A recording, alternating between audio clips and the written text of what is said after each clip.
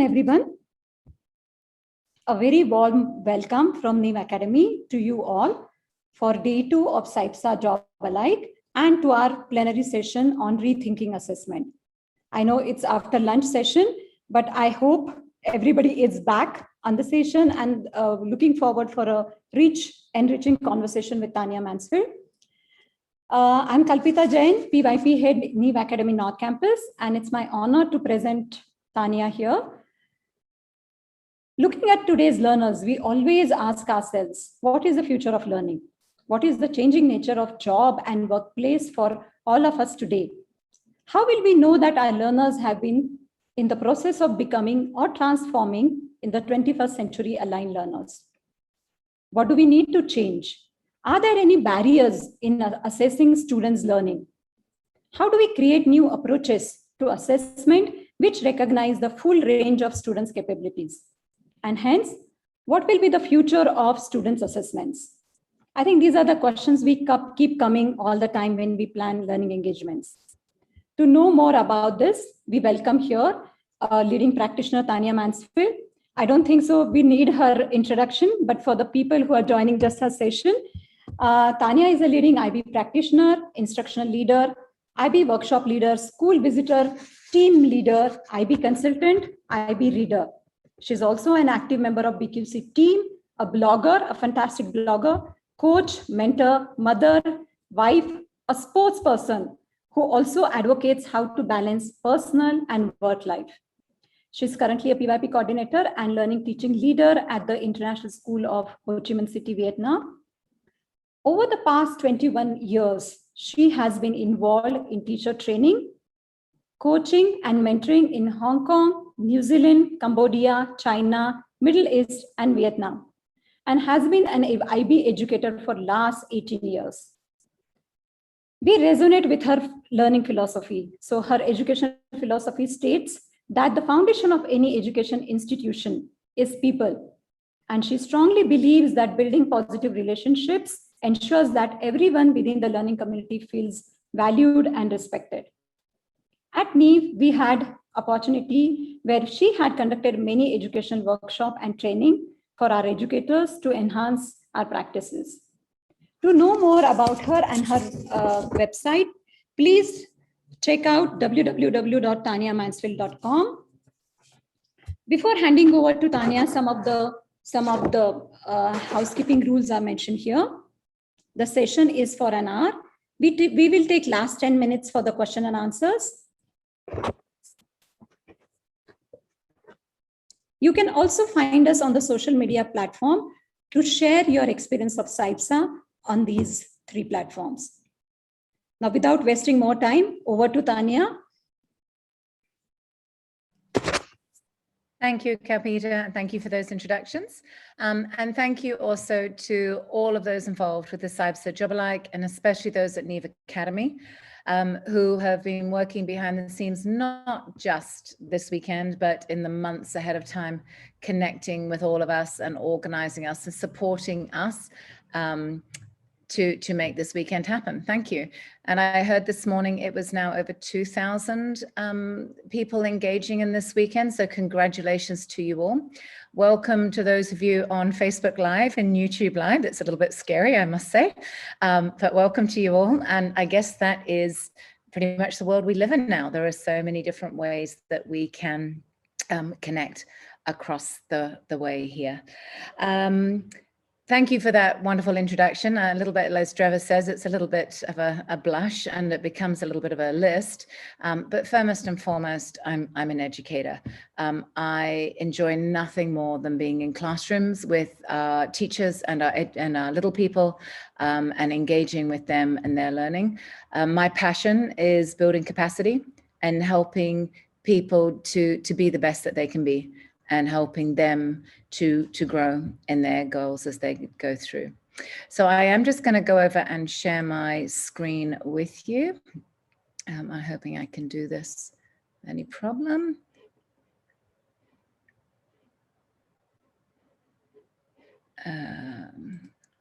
Kalpita, can you give me a signal that that can be seen, that we are okay? All good? All right. Thank you so much. Brilliant. Thanks so much. So namaste to you all. It is after lunch and I thank you for this time, but you can just sit back and relax with your cup of coffee or tea, because this session is me talking to you about rethinking assessment. And as you said, we'll have questions and answers at the end that I can hopefully support you with. So I am currently in Vietnam. I am the upper primary PYP coordinator here. We are fortunate to have 2 coordinators to look after our learning teams and our learners. I've been here for 4 years and working within this environment. We are a 3-program school. This is our primary campus where we have close to 700 learners from 2.5 years old to 12 years old. I have been working in international education, majority through Asia, and have been very, very fortunate to be involved with the PYP for most of that time there.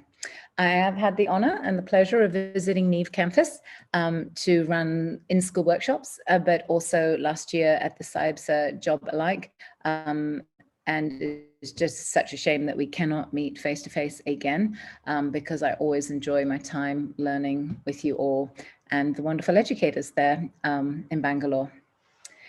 So today's workshop is about rethinking education. And to be honest, you know, it is just where we are in this place and time. COVID is very real and has obviously impacted our whole world. It is a global pandemic. The title of today is Rethinking Assessment.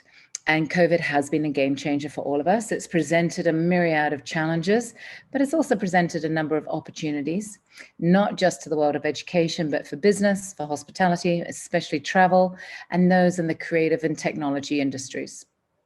2020 and now 2021 has been a year for learning. It's been a year for unlearning, and it's been a year for relearning for all of us, all of our communities, whether leadership, teachers, younger learners, or our parents. It's also been a time where we've had to rethink the roles in education as home-based learning and social distancing came into effect. It's meant that our families and our parents have had to take on some of the teacher's role. And we as educators have had to support not just our learners, but also our parents, and had to take on the role of textperts, movie makers, performers, and counselors at times. But to be honest, I feel that these times have actually brought us closer together, and they've made us stronger learning communities full of care and compassion. I think these times have reminded us of actually what is important at this time, and it is our people. We have developed an empathy and an appreciation for each other, for our situations, whatever they may be. All of us are facing individual and collective challenges, but we also have strengths. And those have certainly been highlighted through these times and led us to growing partnerships in learning as true learning communities. This time has also been a time for reevaluating, relearning and rethinking our pedagogical practice and our approach to teaching and learning. And it's also illuminated the necessity for change as our learners have become more self-directed. Their self-management and organizational skills have come into play, and they've become more self-aware of themselves as learners and as evaluators. So when thinking about how I'd best approach this subject of rethinking assessment together, I was really drawn to the lessons we've learned from COVID. I think what we must do is not just push COVID aside, take these lessons learned and use them to reflect on what we've learned. So we are going to start with our rethinking assessment. This picture sort of gives me a little bit of hives. I have a DP son, and so in 2 weeks' time, this actually could very much be his world as he sits his mock exams for DP. He's doing well, he's got this, he's great, but it's also balanced off with the wonderful IAs that have been going on through his 2 years of his DP study. So what do we understand by assessment? What is all of us online, I can see 700 people online here at the moment. What is our shared assessment here? So we're going to use Mentimeter that Manita introduced you to yesterday. Probably not as high tech as Manita's one yesterday. So if you now go to mentimeter.com, you can use any device. It can be your phone, your iPad, your laptop, or things there. And there is the code there. 851861. And what are the first 2 words you think of when we say assessment?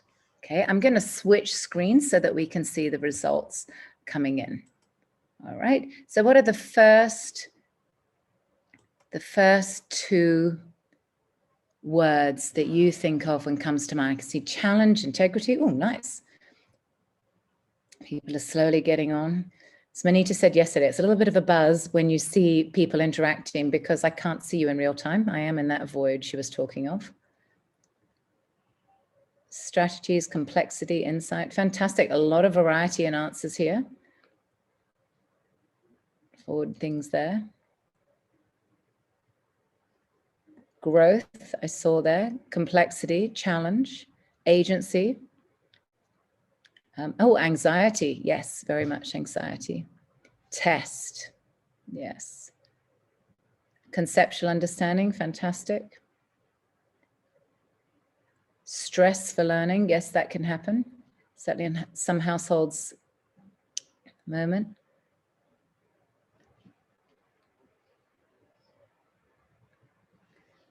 Okay, we'll give it a couple more, let you have a go. I'm really loving the fact that reflection, understanding are jumping out here. Learning, yes, learning.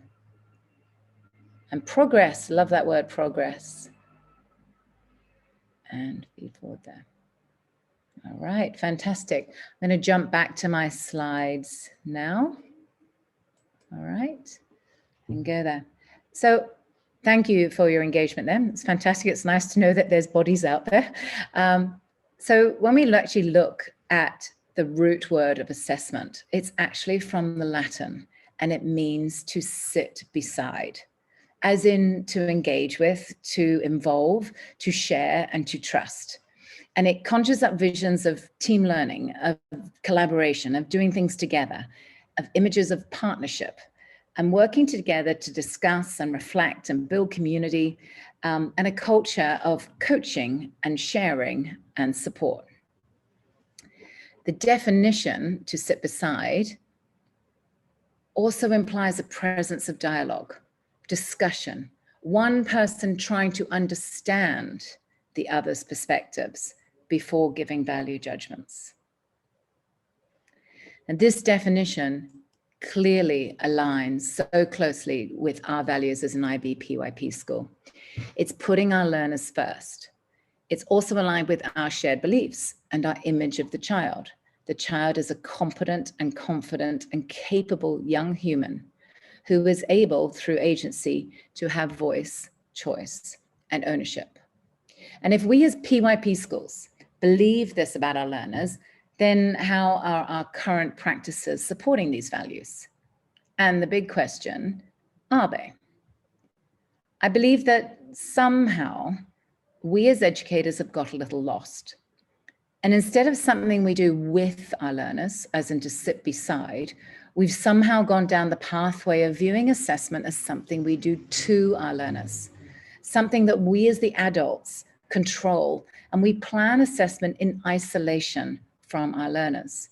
And my question is, whose learning is it? So I wonder if maybe we've got caught up in this cycle of planning and teaching and assessing and planning and teaching and assessing, and that possibly we've forgotten to pause, to reflect and to consider our learners and learning rather than teaching. And I love that the IB's new documents have framed it learning and teaching, because the focus and the emphasis is on learning. I feel that sometimes as educators, we've got really caught up in the noise of edu-talk and the cycle of doing, and we've been a little bit blinded, maybe a little bit overwhelmed by the flood of edu-myths and the edu-sales, and that we in fact have lost our way a little. And rather than rethink assessment, my question to you is, maybe we just need to take time to pause and to consider and revisit our original purpose and thoughts on assessment. So we are going to pause. So why assess? And those that you know me know I love Simon Sinek's work and his golden circle. So let's really consider the purpose of assessment. Why do we assess? Well, it drives instruction and teaching practice. It drives learning. It identifies what our learners know, understand, and can do. It informs learning and teaching. It supports us as we work together in a partnership to progress and plan next steps. It certainly supports us in reporting, and it supports our learners of their progress through the learning. It involves the gathering and analysis of information about learner learning so that it informs teaching practice. And please note, when we're assessing the learning, not the individual learner as a person. And that's an important clarification to note. But more importantly, we assess to support our learners and their growth. So if our learning communities do not work together to ensure that we have a shared understanding of assessment, and this is reflected in our practice, we can actually be doing harm to our learners. And this is really quite heartbreaking. For people that are in a vocation, the jobs that we're in, the careers that we're in, because we want to support and help our little learners, to thought that actually what we could be doing could be having a negative effect on their motivation to learn, on their passion for learning, and of their ideal for school. And to be honest, this quote from Stiggins and the potential for doing harm for those that we're entrusted to care for and support is actually really quite scary. I think that somewhere along the way, we've blurred the lines between what is assessment and what is evaluation. So whereas assessment increases quality, evaluation judges the quality. Whereas assessment benefits the learner, evaluation benefits others. And those others may be our external stakeholders or our decision makers. Assessment monitors learning, whereas evaluation is finite and assigns grades. Assessment leads to improvement, whereas evaluation analyzes the success. Assessment is providing accountability for all of those involved in the process, whereas evaluation is used to make and form decisions. Assessment is ongoing and positive and individualized. It is valuable and it provides feedback to all of those involved in the process. Whereas evaluation provides closure. It's judgmental. It's applied against standards. It shows our shortfalls working on a deficit model, and it provides a finite grade. So if we think back to our own practice and reflect, are we sitting beside our learners? Are we taking time to understand our learners and their perspectives? Have we possibly got lost a little way along the way?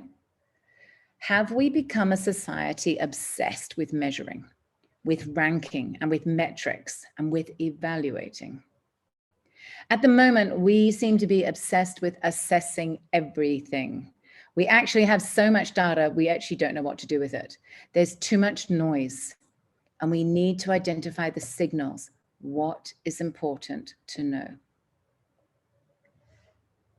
So Howard Gardner said that the greatest enemy to understanding is coverage.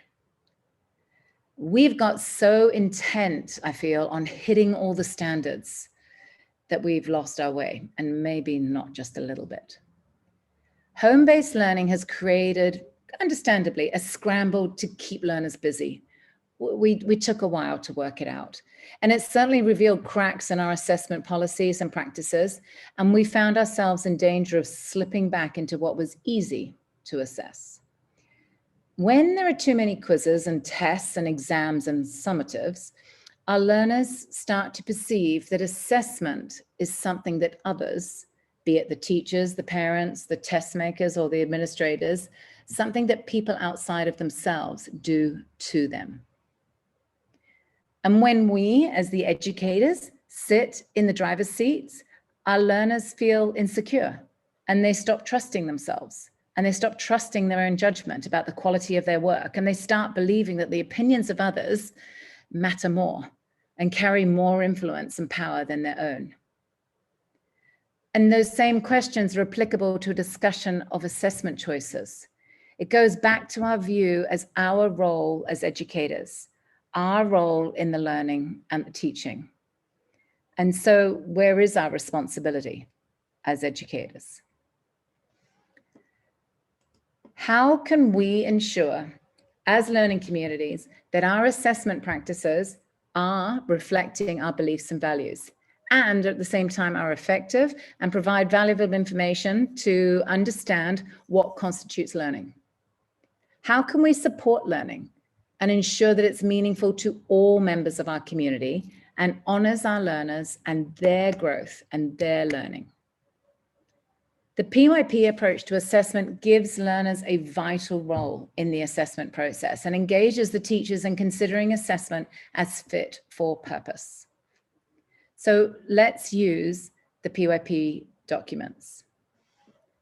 Learning and teaching document, pages 67 and onwards, have these two quotes.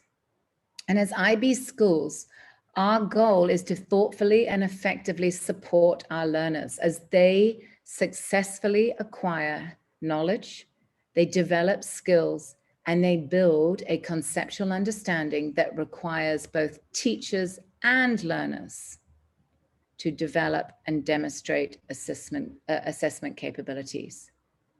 And that's really important when we say that it requires both of us to demonstrate assessment capability.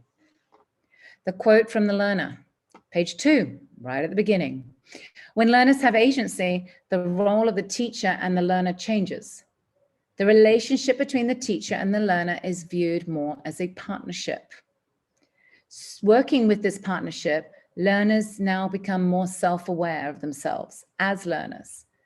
They're actively engaged in their learning and they have ownership of their learning and their learning goals while being encouraged to take initiative, ask questions, and self-monitor and adjust as needed. It's the learners that take responsibility for their learning, and they initiate the collaboration with teachers and other learners to plan and present and assess themselves and where they need to take their learning. So as educators, if we truly honor agency, we do need to reconsider our role, and we need to shift our practice to ensure that we are truly sitting beside our learners in a partnership.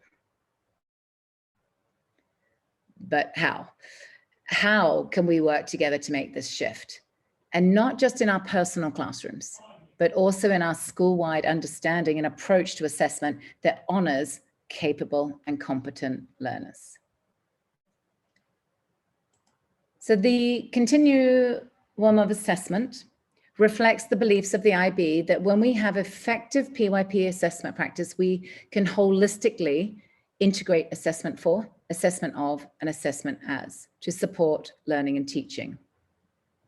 However, I think maybe again we've lost our way, and we need to renavigate and evaluate where we're spending most of our time. Where are we spending most of our energy? And who is involved in this continuum and when? When we look at some of our current practices, our continuum looks more like this.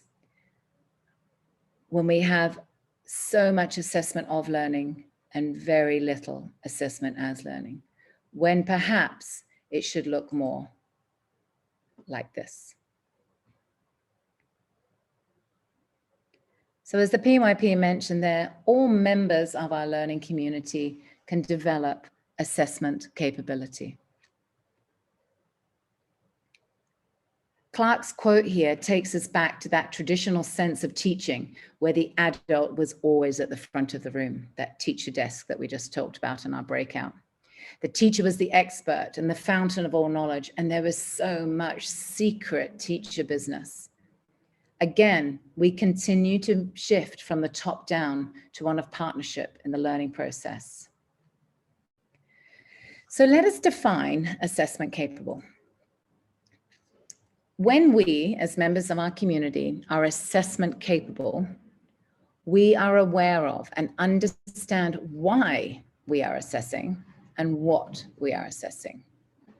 We have a shared understanding of what constitutes quality, and we are able to discuss and notice and name criteria for success.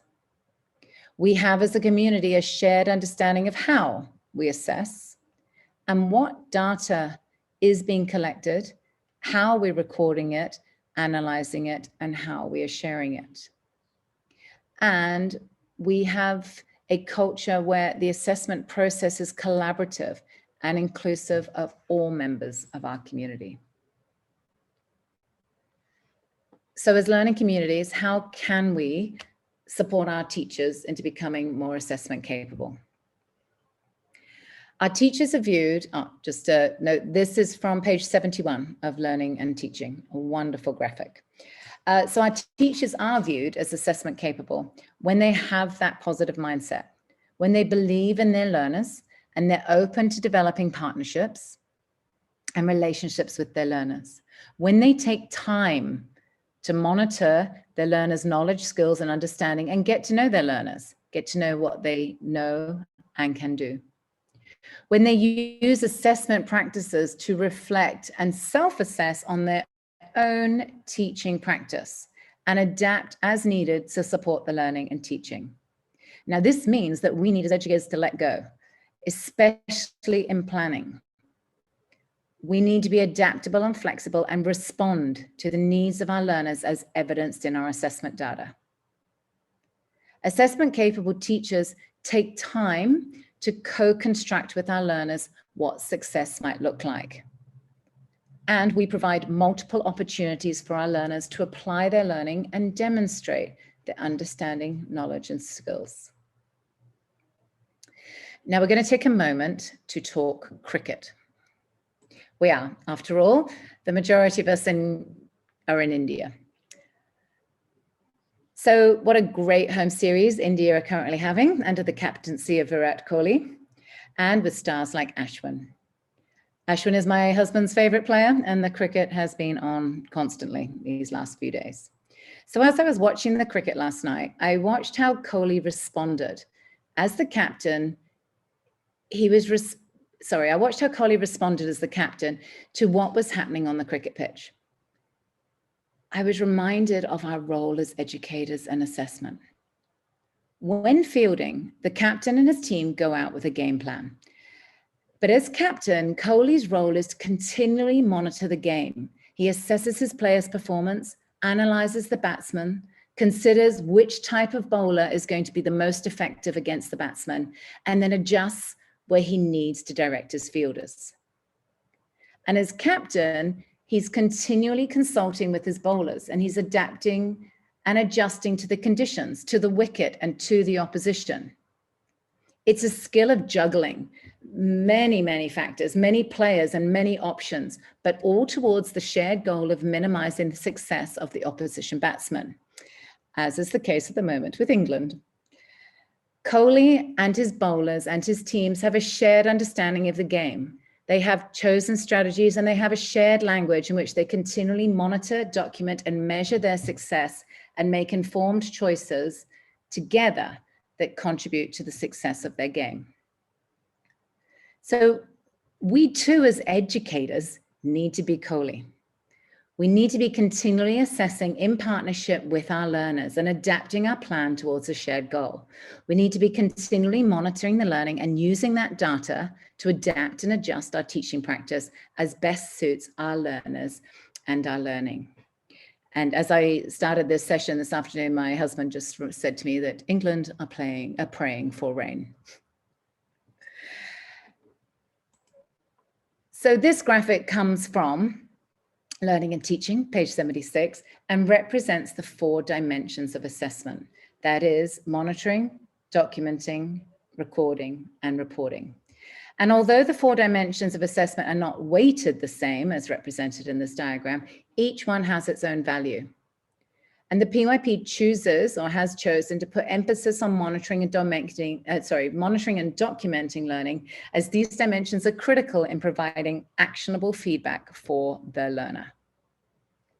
So monitoring learning employs a plethora of techniques that are centered around the child, around the learner, and it guides the teacher in planning next steps, or the partnership in planning next steps. Monitoring learning aims to check the progress of learning against personal learning goals. Check the progress against the success criteria. It's continuous and it occurs every day. And there are a variety of strategies that can be used through monitoring learning, be it through observations of planned activities. Observations provide a wealth of information produced in a more relaxed and informal environment. And it's entirely possible for a teacher to assess a child even through pair or group work without the child being aware of it. Monitoring observations can provide the teacher with an opportunity to assess social skills, for example, and the way they are able or unable to work collaboratively within that group. We can also monitor learning through conversations and conferences with teachers, with learners, and with parents. And these conversations and conferences provide our learners with opportunities to understand more about themselves, an opportunity to share more about themselves as learners. Monitoring learning also includes questioning, and us as educators are skilled questioners. We ask questions to gauge understanding or to guide a more detailed response. We're eliciting information from our learners.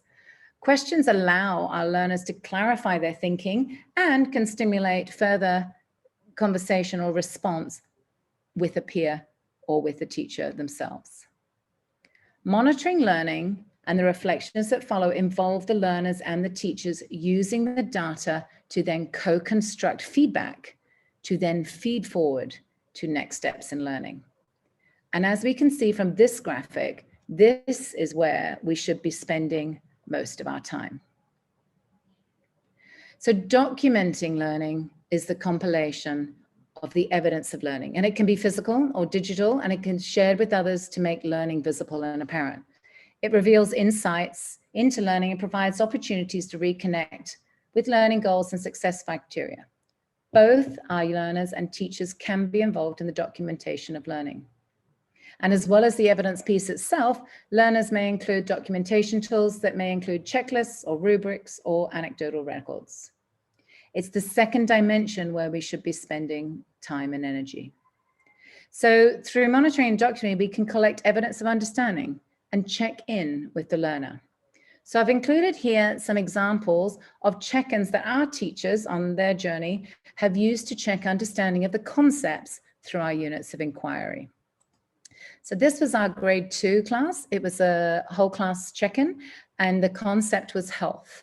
All they had to do was sort these visuals into health, not health. It was that simple. You can see one class here had a really big discussion on pizza. Was pizza healthy or not? Because all the things that make up a pizza are healthy, but the message they had from their parents was that pizza was junk food and was not healthy. Great discussions happening here, and all of that fantastic information for the teachers to be able to plan next steps. This class here went a different way and quite easily separated between health and unhealthy foods. Very easy check and very easy to check that concept there. This was the Studio 5 one, whereas using the traffic light, the student first assessed themselves as into where they were and also provided evidence, and then the teacher fed back. And in fact, the teacher has thinks that they're actually further along the path than the student does, which is quite normal. Our students are a little bit harder on themselves sometimes. This was also a sort, but done digitally through our grade 3 digital citizenship unit. And again, they had to sort what was a digital interaction and a non-digital interaction, because the concept here was digital, really trying to unpack that concept with them. So as we go into the third dimension, which is measuring learning, that is to capture what a learner has learned at a particular point in time. Now, we seem to love, as a society, to measure. We seem to love to mark and to grade. We love to compare. And our society is full of social media likes and followers and streaks. But we have to remember that not all learning can be or even needs to be measured. Measurement tools can be teacher, school, or commercially designed and provide multiple data points to evaluate learning progress. So examples could be our running records, maths interviews, or some of the more standardized ones as in MAP or ASA. When we measure learning, our aim is to analyze the data to support evidence-based decision-making. Now, these could be decisions for the individual learner, but more likely they're about the grade level or across the whole school to identify patterns and trends in learner learning. And while these results can be useful to a teacher for supporting planning or maybe writing reports, as a start or as a starting point for the next teacher, they are actually often limited value to the child. They're finished, they're done, and that was at that point in time.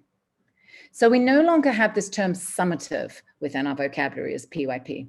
It's not in our planners, it's not part of our planning process. We may have a project or inquiry towards the end of the unit that provides our learners with the opportunity to demonstrate their understanding or transfer the concepts, but we've moved away from this paradigm of teach, teach, teach, assess.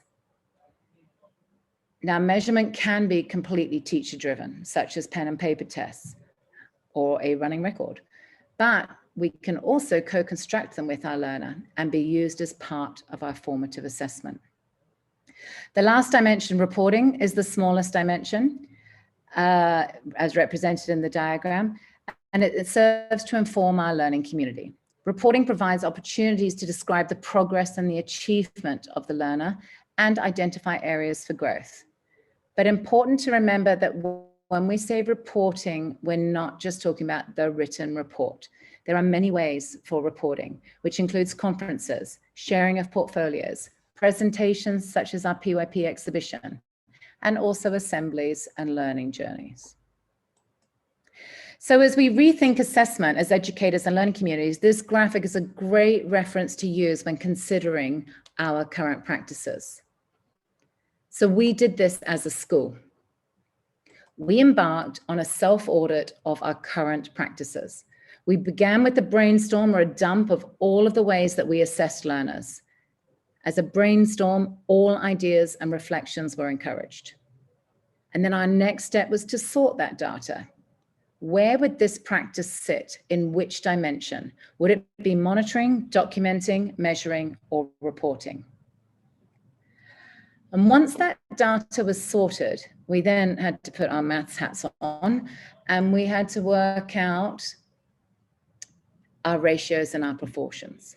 If the whole was 16, a 4x4, then what would be the proportion of each dimension?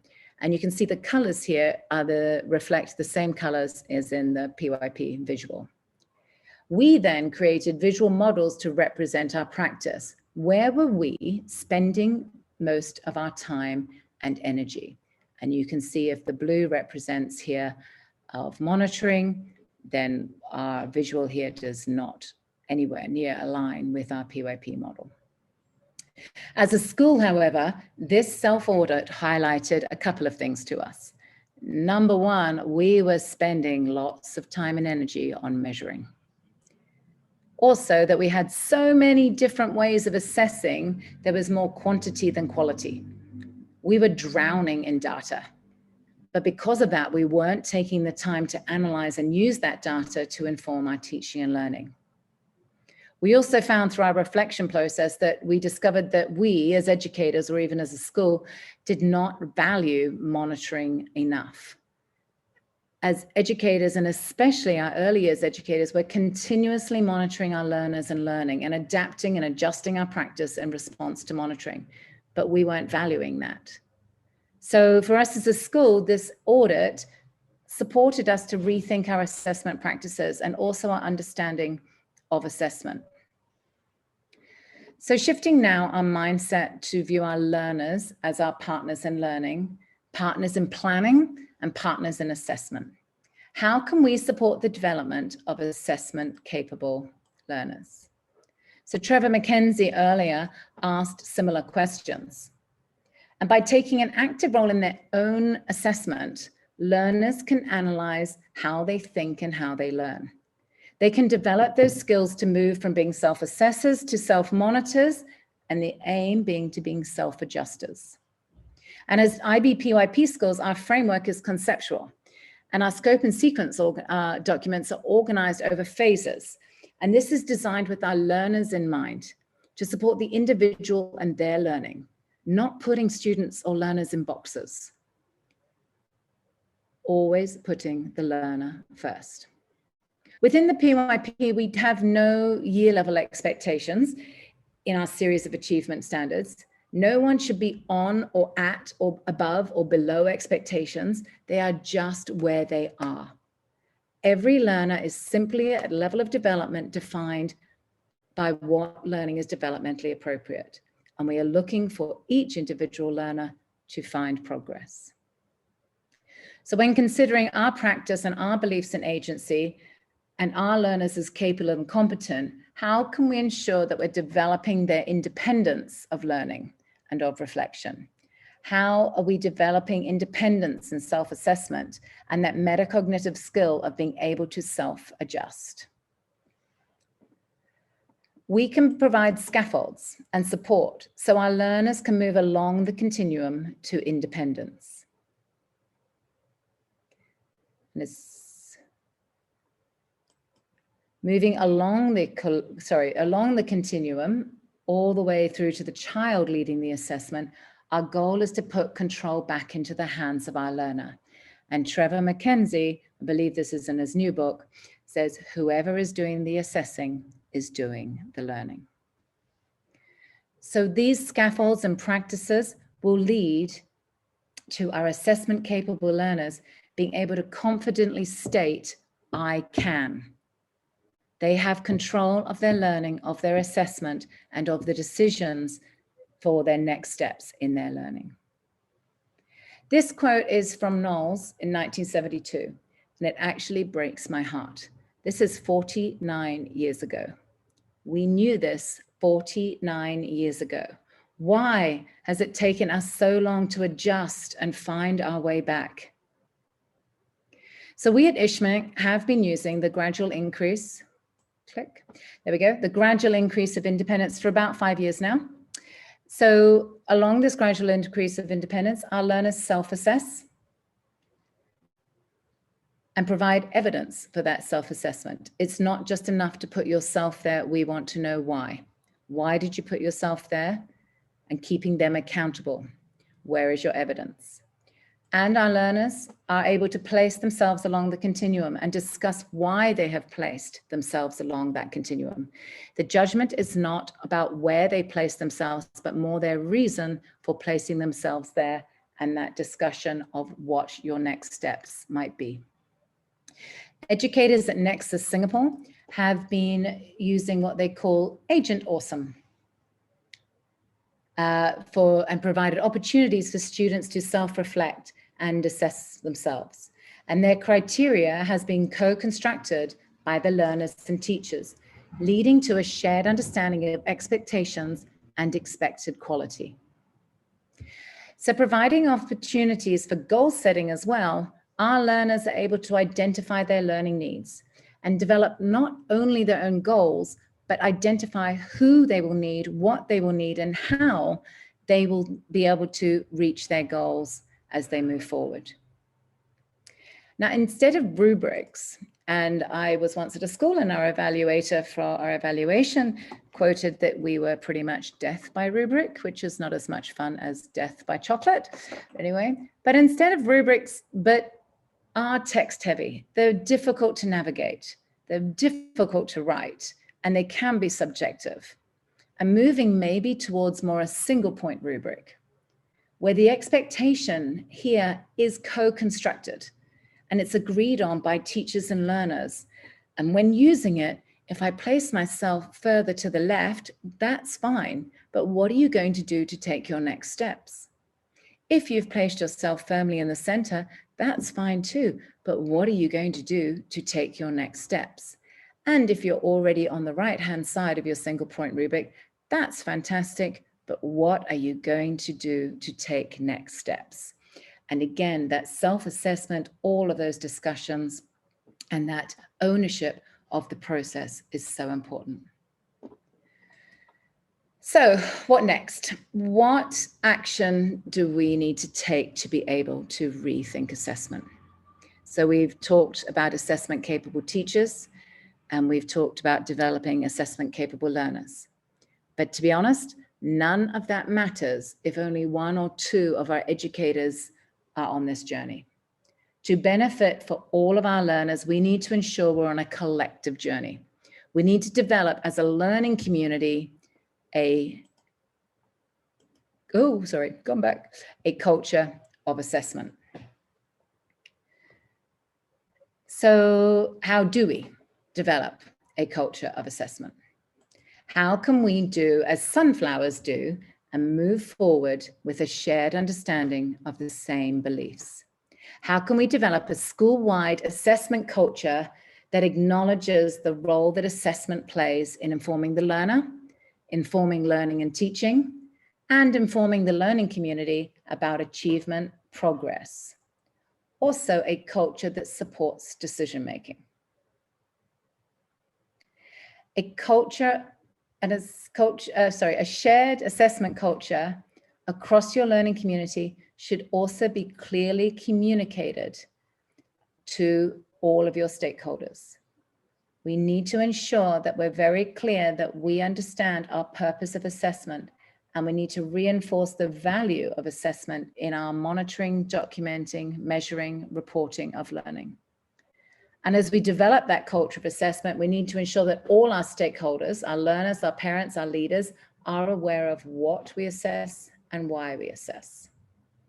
And that all are aware of the expectations of assessment and value those 4 dimensions of assessment and aligned to balancing, monitoring, documenting, measuring, and reporting across those dimensions. To establish and foster a school-wide culture around assessment, we need to be developing assessment capability within the learning community. We need to develop comprehensive assessment policies that emphasize assessment integration. We need to create opportunities for teachers to plan and reflect and moderate assessment collaboratively. We need to provide school-wide professional development opportunities around integrating effective assessment and reinforce the role that assessment plays in finding out what the learners know, can do, and to support them in identifying their next steps of learning. We also need to reinforce the links there between monitoring, documenting, measuring, and reporting. Oh, sorry, all of that was just summarized on that slide. I missed that slide. Okay. So assessment is integral to everything we do. We can't consider assessment without also considering learning and teaching. So take time to reflect first on your personal practice, and then your grade level, and then your school, and have an honest self-reflection and an audit of your practices. How do you see your learners and our roles in the learning process? Are you top-down? Are you seeing the teacher as the expert of all? Are you doing all the planning? Are you creating activities, or are you planning engagements? Are we continually working on a strengths-based model, meeting our learners where they are, instead of where books and curriculum and companies state where they should be? Are we providing rich opportunities for feedback that supports improvement and empowers the learner to make decisions in their own learning? And as a school, do we have systems for recording and reflecting? Have we established collection practice where learners have ownership over the narrative of their own learning? And are we as learning communities involving our parents? Are we providing a voice for our families? Are we educating them in what learning looks like and taking that focus off the product? Our reflection and our self-audit really goes back to, are you sitting beside? Are we conferencing, talking, building relationships? Are we developing assessment capable learners? Are we supporting growth and agency? Are we truly putting the learners at the center of everything we do? Remember, our goal of assessment is not to eliminate failure. Our goal of assessment is to keep failure from being chronic, and therefore is inevitable in the mind of all our learners. So a quick last one. I just want to see if any of our thinking has changed. If we can go back to Mentimeter, there is a new number, 6235, and the same question. What are the first two words you think of as assessment? I'm going to go to that one now, and let's see where we go there. The same question as we started on, so it's a bookend for this presentation, where we started and now where we were. The number is 6235-6814.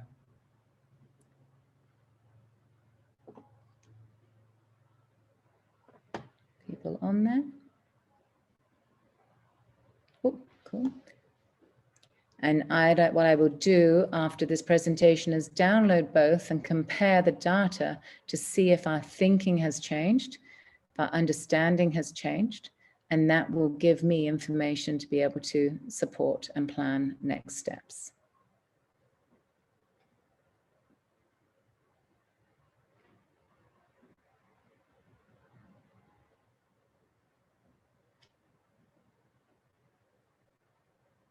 Fantastic. I can see support there the whole time. The collaboration is just staying firmly in the middle, which is very heartwarming. Partnership is there. My message came across. I said it to you. Success criteria. I'm not seeing a couple I'm looking for at the moment yet. That is all right, as those words come in. Democracy, I saw. That's a lovely way. Fantastic. All right. Keep going, and as I say at the end, I will download to compare and see how the thinking changes. So to close, I just want to say thank you so much for your engagement. Please, I will obviously share these slides and you will have them. The Neev and the SAIBSA committee will share them with you, but really let's find our way back. Let's find our way back and rethink assessment, because it is the best thing for our learners. Thank you. Thank you. Thank you so much, Tania. It was really enriching and a great insight. All of us got into authentic ways of assessing our learners. I didn't want to stop the session because there was so much to think about and so much to take away. And it's also a paradigm shift all of us are talking about. Also, thank you for sharing your school's practice and deep diving the method of understanding the assessment capable learners and practitioner. I think that was a great initiative and great way of bringing the community together and understanding what assessment means to us.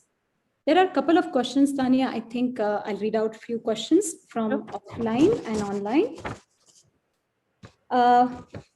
What is the role of age appropriateness in assessment-driven learning? Are there distinct age band-based practices which are based on brain development and role of an adult? So if you could talk about like what could be the assessment look like in different age groups? Again, I think it goes back to rethinking what we believe in assessment, because if our learning engagements are what we call low entry, high ceiling, and we're focusing on the dimension of monitoring, then all is possible for all age groups. However, if we are focusing on measuring, then some of the assessments that might be designed to measure may not be appropriate for our younger students. I think it does need a shift in when we're planning that accountability for each other is, even in those classroom observations and anecdotal notes, what are we looking for? What are we looking for? What are we listening for? How are we recording it? And how are we going to use that data when we come back together to support learners and their learning? So, yeah. Yeah, thanks. There was another question about, would you tell us some of the strategies and tools for observing our children on a regular basis? Talk to your early years practitioners. Your early years practitioners are magicians at this. Because their learners are not yet sharing their learning through literacy needs, and it's all about play and engagement, things there too. There are a number of ways, but to be honest, I think it is a skill as our teacher. We are thinking on our feet all the time. We are collecting information all the time. Every conversation we have in corridors, we are continuously assessing, very much like Coley. You know, he doesn't switch off. And it is always happening there. The challenge has always been how then to document all that information. I have seen teachers use Post-its. I've seen teachers have a page per child, things like that. But again, really considering what data are we collecting and why? What are we looking for to support the learner and their learning? Because as I said before, there's so much noise and so much data. We actually need to start making decisions on what we are looking for and why.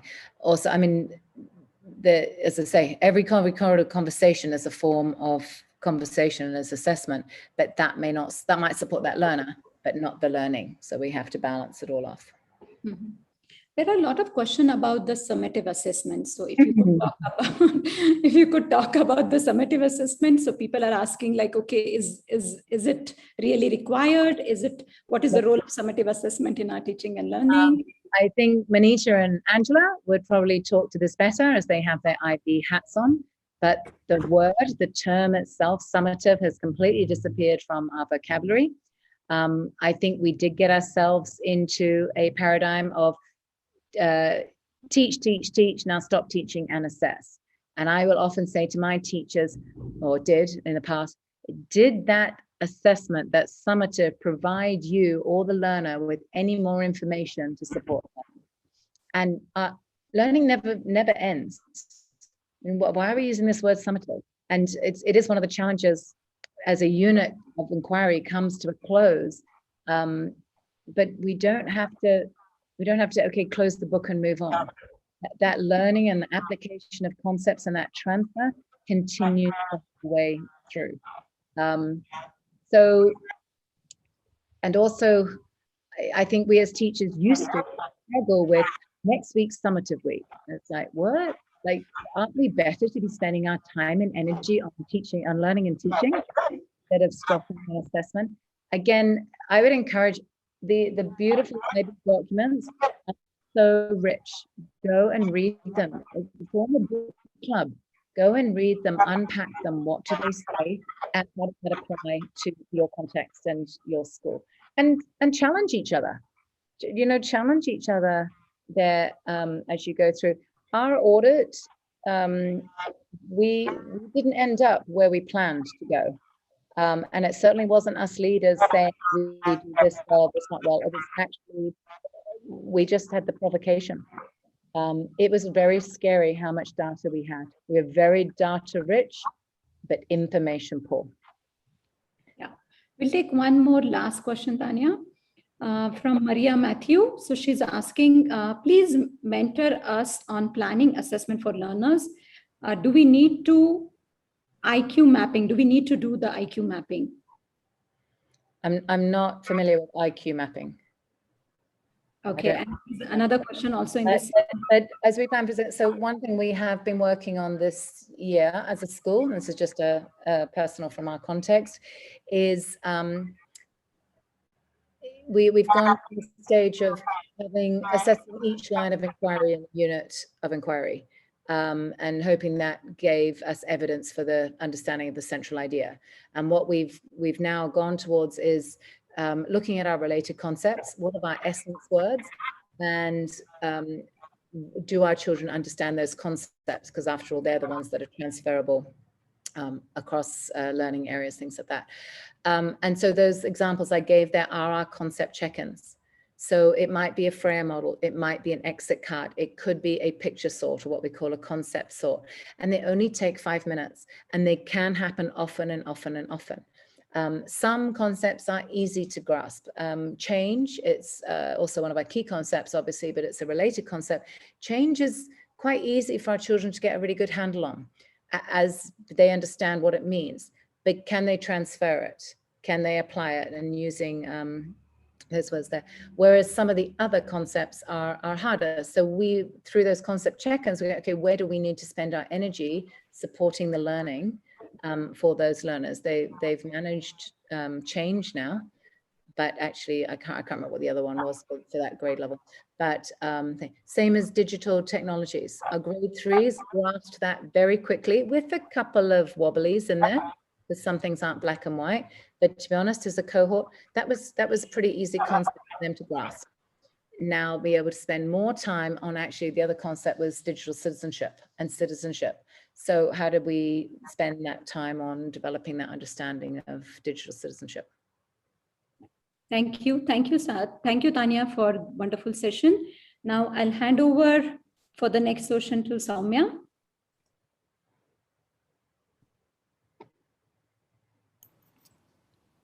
Thank you, Tania. Thank you for that wonderful session.